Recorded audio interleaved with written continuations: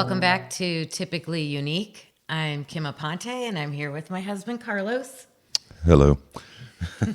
In this episode, we're going to talk about starting round 3. Mm-hmm. And I think we mentioned in the last episode that, it's better for Ayden, instead of him doing all these procedures at the end of round 2 and then going home and trying to recover from them and taking away from maybe some time that, he could do something fun or relax a little bit and not have to deal with recovery. We tried to push that to the beginning of round 3. Thank goodness. Yes. So thank goodness that we did that, because when he went back in for round 3, he started with a myriad of, it was brutal from the get-go. And one of those was they finally cauterized his nose, right, to hopefully stop the bleeding, the nosebleeds that he kept having over and over again, and also did a few other procedures right when we went back in for round 3, correct? Yep. So I'm going to explain what day 1 was like.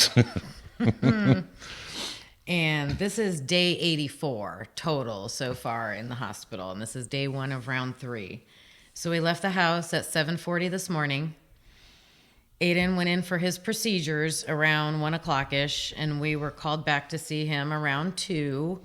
He was in some pain from the cauterizing of his nose, and I hated seeing him in that pain.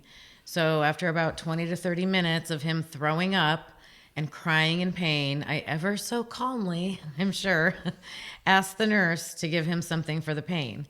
He got some Zofran for the vomiting and then some morphine for the pain. It took about 15 to 20 minutes for him to relax and go to sleep.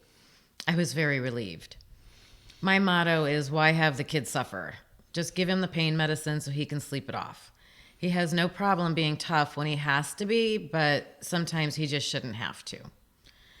I believe Ayden will be getting 8 days of chemo starting either tonight or tomorrow. And they didn't mess around. It was just full boogie. He usually does very well until about day 10 to 12. That is when his counts start to drop and his bloody noses usually start. We're hoping this procedure today will be worth the pain and prevent any bloody noses. We want to take that out of the equation. After day 10 to 12, it takes Ayden about 3 weeks before his counts start to come back up. We did give Ayden something to look forward to, and any of you video gamers out there know that Black Ops came out today, and Ayden has been begging literally for that game. We're going to give him an early Christmas present Friday so he can have something to enjoy this round. Usually I would hold fast as a parent and say, absolutely not, that is a Christmas gift. But what Ayden has to go through is so horrible that I just feel like giving him whatever I can to make him happy and take his mind off of it if I can. I'm pretty sure Carlos feels the same way. Well, we never can open a gift before Christmas. So any gifts, and he likes to give things early. I do, like birthdays. Yeah, special days, because you're on holiday. Wait. You're on holiday. Why not take some time with the present? But no, I'm a hard no on that. Yeah, hard no. So for this gift to go early was special circumstances for sure. Yeah. So here we are on day 1 of round 3, and I already had to hold the puke bucket and advocate for him to get pain medicine. I hope that was the worst. When this round is over, we will be more than halfway done with his treatment plan. Yeah, that's what we thought at the time, that's for sure. Yeah. You think you know until you don't know. That's right.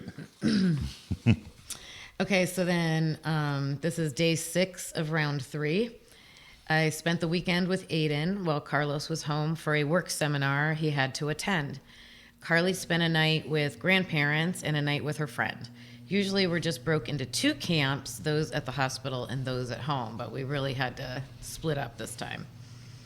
Ayden has been doing well so far this round. He slept for most of the first 2 days and has been relaxing in his room for the rest.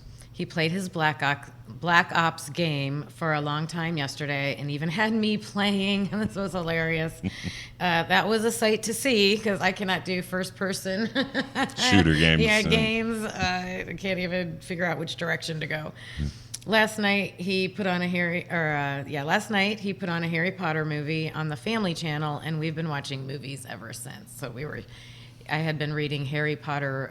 I read all the books to him starting when he was 5. We would go to all the book releases at midnight and do all that. We were huge fans. His nose has been bothering him a little. Well, it was bothering him a lot until the packing came out. I was terrified when that happened and that it would start gushing, but it didn't. He couldn't breathe when that was in. I think we have about 10 days or so until his counts bottom out, and we usually have those nosebleeds. Please pray that the cauterizing heals, holds, and works. Ayden has always had strange eating habits, and part of that is to eat one thing over and over until he gets sick of it, and then he never touches it again. He has been doing the same thing in the hospital. He was eating cheeseburgers in the beginning, then soft pretzels, then waffles. He's gone through white cheddar popcorn and corn pops phases, and now he's into Rice Krispie cereal, Rice Krispie treats, and Cheetos. And we had talked about that in previous episodes too, so still seeing that. Not high on the nutrition. Yeah, I'm not getting a lot of pyramid. Nutrition here. Right. A calorie is a calorie when you're in the hospital like this. I have to give a big thank you to the teachers. I was running around like a maniac Thursday night to get ready for the hospital on Friday. And the last thing I had to do on Friday before I left was stop at the store to get some snacks for Ayden and Gatorade. So I came home after work, and there at my door is a huge container full of Gatorade and all kinds of snacks that Ayden loves. That was such a time saver and stress reliever, you have no idea. Ayden is munching on some of the Cheetos right now. So Ayden just finished his last chemo treatment of this round, and now we wait for his counts to drop and then recover, about a 3-week process. The A-Pod is supposed to open on Wednesday, and Ayden is looking forward to the game room being back in business. I know the parents are looking forward to that as well. The kids have been so cooped up. Ayden has said several times, I can't wait until Wednesday. Hurry up, Wednesday, Kim. So again, we're waiting for construction on that floor because of who knows what it was this time. I didn't mention it, but. Right. Well, and a couple things on that one. The first one is, the game room, I think we mentioned before, was, Ayden's getaway and probably his getaway from us. We were always in the room, especially if doctors were coming in. We were able to, give them updates, and if they wanted to check in, if they wanted to do, some tests on them, we would send them to the game room to do that. So go find them in the game room. But, on occasion, though, like Kim mentioned, sometimes he would invite us to come in and play in the game room, and maybe share that experience. And Kim did a really good job, especially, on the times that she was there, like on the weekends. She would do a lot of her lesson planning and stuff, like on a little table off to the side, and and kind of do her work in the game room, and just be there. Just be there. And if he was, wanting to interact, she was available to do that. I didn't spend a lot of time in the game room with him, but that was something that she did, and I think it made an impact on him, because if he ever had a question or something, he didn't have to come back to the room or anything. He could just, turn around and she'd be there with him. Yeah, I spent a lot of time in there. Yeah. And the part about the teachers coming through, like, that happened serendipitously so many times. There were a few times where we get home, coming home from the hospital with Ayden when he's sent home, because you've seen, we don't always know when that's going to happen. It's just, they're like, okay, you can go, spur of the moment. And a meal would show up that night. And it's just unbelievable how many times that happened and what a lifesaver that was. So that was so greatly appreciated. And one more thing before you read the next journal entry, we keep talking about these, these eating habits that Ayden had, and, and okay, he's eating Rice Krispie treats and Cheetos and, and stuff like that. And literally it would be a struggle to get him to eat anything of, high quality food. It wasn't just sometimes he didn't like the taste. he didn't like the texture, or the smell. It could have been maybe the best tasting food ever, but if it didn't smell right, if it didn't feel right, either in his mouth or in his hands, he wouldn't touch it. Well, I always said he did have a vegetable or two, a fruit or two, a meat or two. Like, he did have all the different food groups and everything that he would eat, but it was very limited. Very limited, yes, very, very limited. Okay, so day 92 in the hospital, and this is day 9 of round 3. Ayden got to move to a brand new room today in the newly renovated A-Pod. He has been looking forward to this day for a long time. The game room is open. Woo, woo. Having A-Pod open means having a kitchen area again with ice and a sink and a cozy sun-filled nook at the end of the hall to make phone calls or grab a quick bite to eat outside the room when the kids can't stand the smell of food. And most of all, it means space. Yes. Everyone, doctors, nurses, patients, and family members were so crowded when it was shut down. I can't wait to see what the room looks like when we get up there tomorrow night. So then I put Ayden update time. Ayden sounded in good spirits when I heard him in the background while talking to Carlos today. He was hanging out at the nurse's station, his new favorite spot. His counts are about as low as they can go. White count 0.2, platelets 49. His hemoglobin was low enough that they had to give him blood today. His ANC count that has to be 200 to come home is now at 20. As our third round, we know this is to be expected and will last for another couple weeks. The important thing is that he doesn't have a fever and doesn't seem to be too nauseous, and if he is, he's fighting it. I know being out of the room is Ayden's way of focusing on other things. He is a very smart kid, and he has figured out some things that are helping him put mind over matter. I'm very proud of him for all his strength and determination and humor through it all. I have my mom making some homemade pancakes for Ayden, and we keep them in the freezer at the hospital and have something normal from home for Ayden to eat. I'm bringing Grandma Ponte to the hospital tomorrow to stay with Ayden. Hopefully she can stay for Thursday night and Friday night so Carlos and I can have some much-needed couples time. One thing about us, we have always been sure to keep our relationship strong and take the time when we need it. And let's just say I've been a little strained, stressed out, worried, and not the calmest person to talk to lately.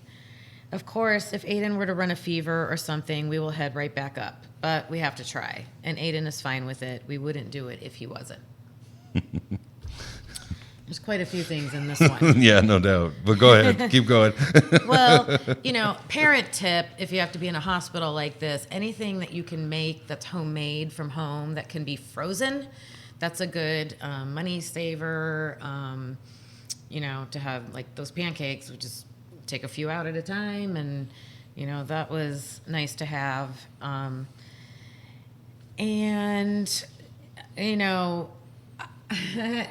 I don't know if we took our relationship for granted during this time. Because I read this and thought, wow, because, I wrote this and, I thought, we're strong. We're going through a hard time, but it really took a toll on our relationship. Well, to back up a little bit, Kim is, the one that I've always wanted, the person I've always wanted to be with. She checks every box for me. We kind of grew up in the same hometown, and, even though we were apart for, many years, I think it was that familiarity. I think it was our connection early on, very early on. We kind of kept in touch. And, if I were to put, what are the 10 things I want in a person, she clicks all 10 for me, So, there was always that strength in how I felt about her. But during times like this, I should say and instead of but, counseling, right? During times like this, everybody's a target. everybody's in the line of fire. And I think Kim has mentioned that, she's very reactive to scary situations. It was stressful. I tell the story on occasion, and I remind Kim of this story sometimes. We have a dog, right? And one day the dog had bit a bone. I remember that. Had bit a bone, and it got kind of lodged in its teeth. So the dog's mouth was a little bit open, and I was looking at the dog, and I was like, what's wrong with the dog? I just couldn't figure it out, So I pick up the dog, and I look, and I see there's a little bone. Well, I got, some meaty fingers here, so I couldn't get, this is a small dog, so I couldn't get my hand in there to get the bone out of the dog's mouth. So I know that when there's a stressful or medical situation, because Kim is officially in charge of health and safety here. So if I'm bringing any health and safety concerns to her, that she will ramp to 10 immediately, right? So I bring the dog over to her. I'm holding the dog, and I said, look, I don't want you to freak out. Everything is fine.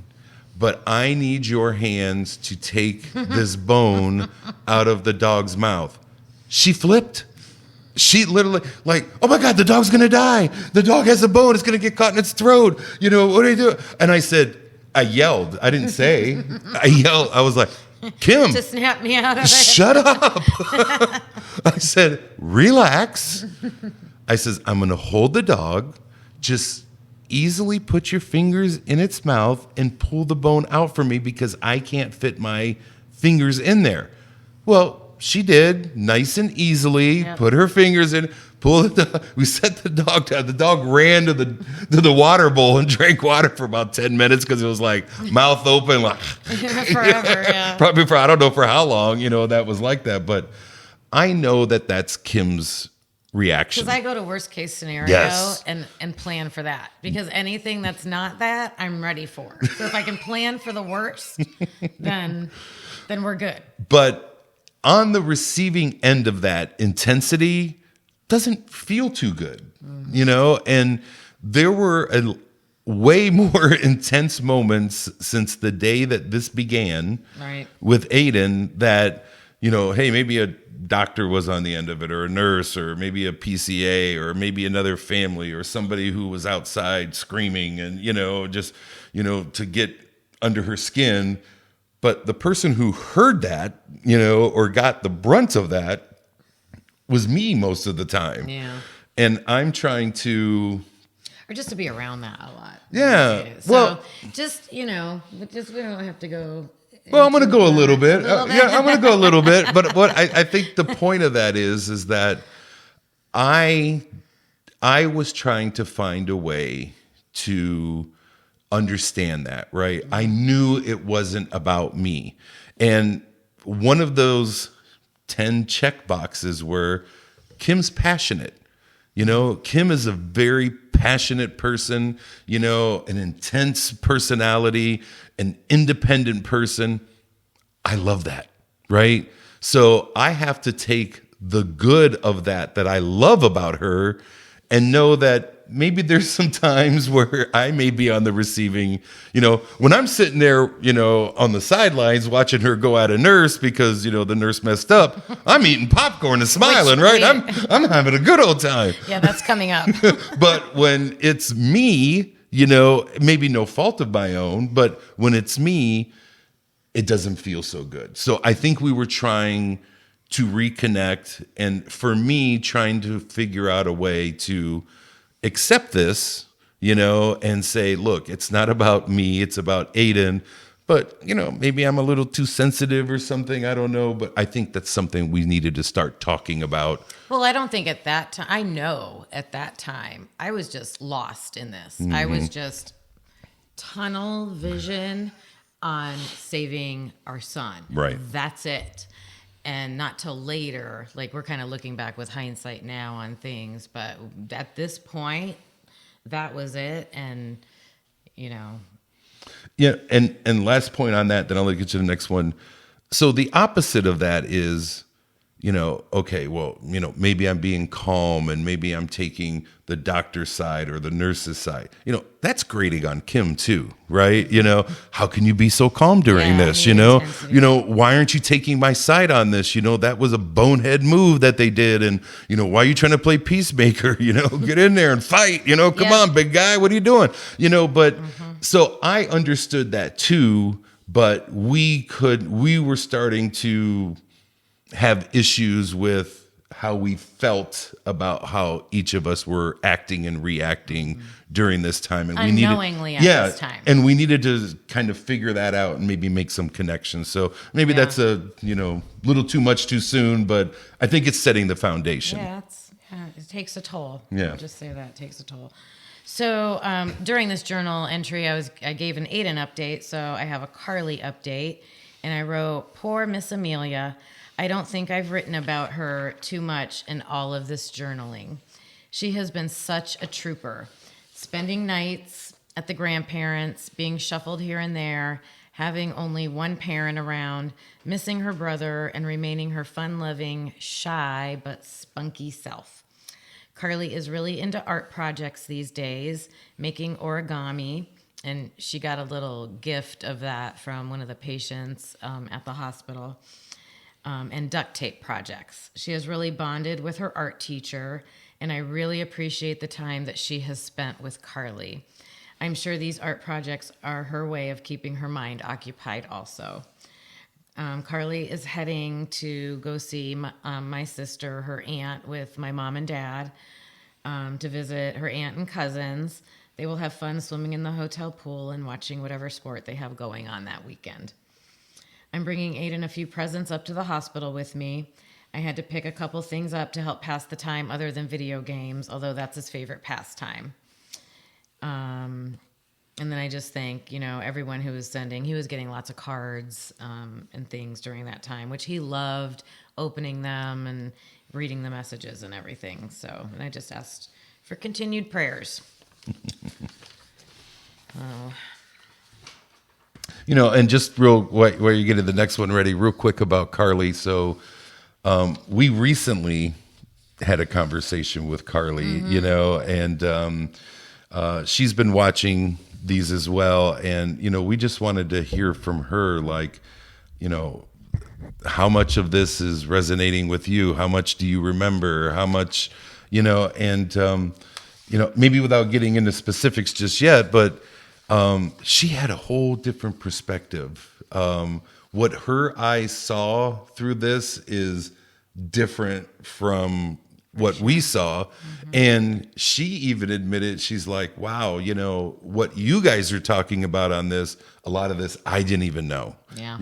So it is good. That's one of our intentions with this, is to fill in those gaps. And I don't think that we really did a good job at the time keeping everybody informed. We tried, but plus, how much do you tell a 10, 11-year-old child, 12, so apparently they want to know everything. Everything, I know. In inappropriate terms, I guess. Yeah. Okay, so we're getting towards Thanksgiving time now. So it's November 22nd, and I came up with this little slogan of AAA all the way because that was Ayden's initials. Ayden's first question. Oh, and this is going to be, I don't know if this is advocating or not, but this is definitely a story.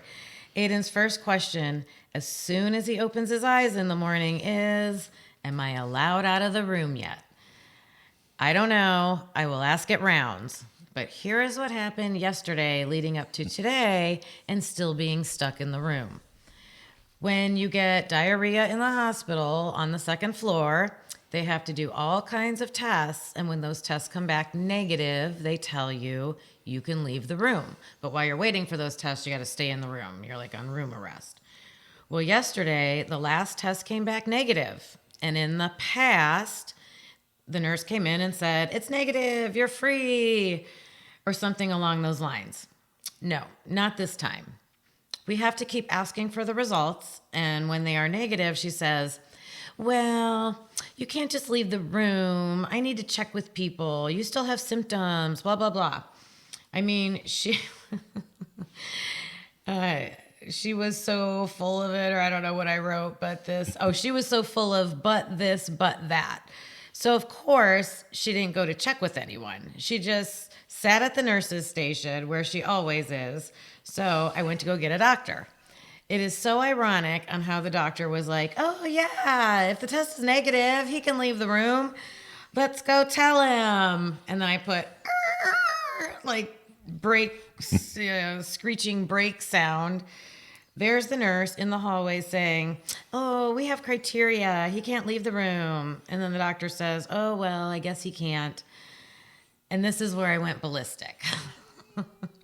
I don't mind following rules, but we should be allowed to know what the rules are. It just means so much to Ayden to be out of the room, and there truly was no reason to keep him in the room that last night. If you could have seen how upset he was, your inner mama bear would have come out too. And then I put Ayden's counts are at their lowest point and will hang out there for a while. His nauseousness is being controlled with meds, and he seems pretty comfortable overall and in semi-good spirits, just really bored. That's his escape, right? And it's literally like going, it's called room arrest. It's like being in jail. I am not free to do what I want, and he's certainly kind of frustrated with that. And there's so many reasons for it. So he's using it as a way to ease his mind, keep his mind off and the pain and everything, and cure the boredom. We're 90 some days in the hospital. My next entry is day 100. So that's why it's so important to let him get out when he can. Okay, so day 100. And this is November 25th. 100 days ago today, we entered the hospital for the first time. Wow. It seems like forever ago. It seems like yesterday. Time has flown, and it seems like we will never get to the end. But the chemo is doing its job, and Ayden is a very, very brave and strong boy. Ayden finally got to leave the room on Tuesday, and I have a new nickname from the secretary and the PCA because I told off that nurse. I mean, really, I'm not proud of that, but I just have to laugh now. I think a lot of people are secretly happy that happened, but they'll never admit it. So basically, Ayden met the requirements for leaving the room first thing in the morning on Tuesday. He was so happy and immediately went to the game room. So Ayden had Tuesday all day out of the room and pain-free, and then Wednesday he started complaining of his mouth hurting, and I kind of thought his cheek looked swollen, but I thought it was the steroids. And see, that's another reason why. Let him go when he can, because something else is just going to come right up, and they're just going to be miserable. So I don't know. So within 24 hours... She's getting worked up again. It's all coming back. So within 24 hours, he went from some pain to needing morphine. They told us all along that mouth sores were common from the chemo. So we aren't surprised by this, but just sad that Ayden has to suffer through it. His counts are still low, 0 today. And when the counts come back up, his mouth will start to heal. You should see Ayden's room at night. We have Ayden in his hospital bed, me in the parent bed in the couch nook, Carly on a cot in the middle of the room, and Carlos on a cot off to the side. The room is big enough for all of us, or for all of that, plus room to wheel an IV pole around to the bathroom. We have had a great couple days together as a family. Carly has been making duct tape purses and made one for our favorite secretary. Ayden has been playing video games with his friend Alan in the game room and playing foosball with his sister. And we've all had fun just hanging out and talking in the room. Wednesday night, a family that has spent time at Rainbow 2 catered the turkey dinner for all patients and staff. Many of the nurses brought their families in, so it was really nice to see everyone and have dinner together. We thought that was wonderful, and we were very thankful for that delicious meal. So today, Thanksgiving, when I was warming up my little cup of mac and cheese in the microwave, one of the PCAs said, there's food in the McDonald's room. No. So we went over there and we were able to have another amazing meal on Thanksgiving. That was very nice and a great surprise. Ayden, on the other hand, sent me to the cafeteria for his French fries.